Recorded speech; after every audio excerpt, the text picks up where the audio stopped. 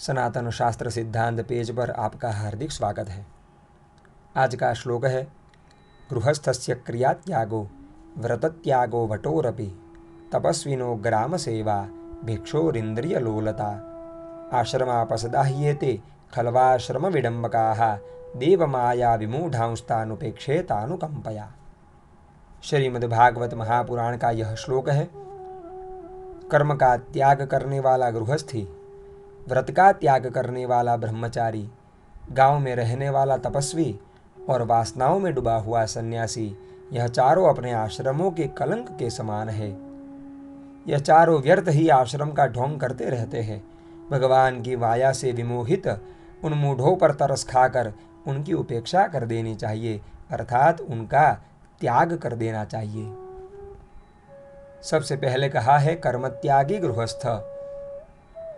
जो गृहस्थी कर्म का त्याग करता है उनकी उपेक्षा कर देनी चाहिए, उनका त्याग कर देना चाहिए।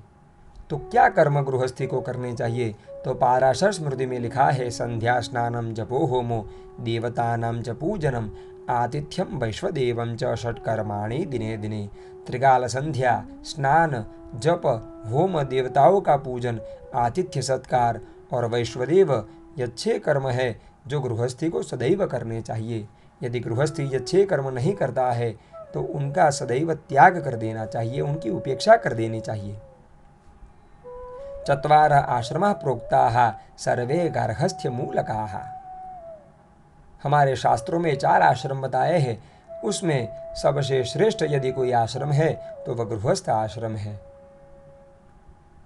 इसलिए कर्म का त्याग करने वाला गृहस्थी जो है उसका त्याग कर देना चाहिए। व्रत त्यागी ब्रह्मचारी, व्रत का त्याग करने वाला ब्रह्मचारी भी आश्रम के कलंक के समान है। इसलिए जो ब्रह्मचर्या का पालन करता है और व्रत आदि नहीं करता है उसका भी हमें त्याग कर देना चाहिए।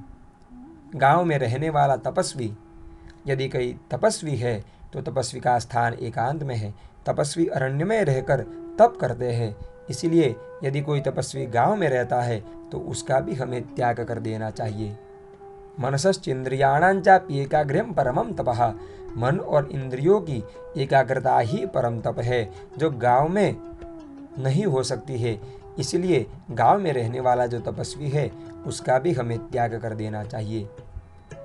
इंद्रिय लोलुप सन्यासी, वासनाओं में डूबा हुआ सन्यासी, उसका भी त्याग कर देना चाहिए। महाभारत में लिखा है काम बंधनमेवैकम नान्यदस्ति बंधनम। काम बंधन ही एक बंधन है और कोई संसार में दूसरा बंधन नहीं है।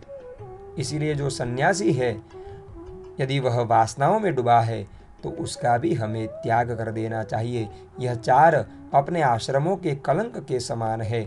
व्यर्थ ही भगवान की माया में विमोहित होकर इन मूढ़ों का हमें सदैव त्याग कर देना चाहिए। अस्तु। जय श्री कृष्ण।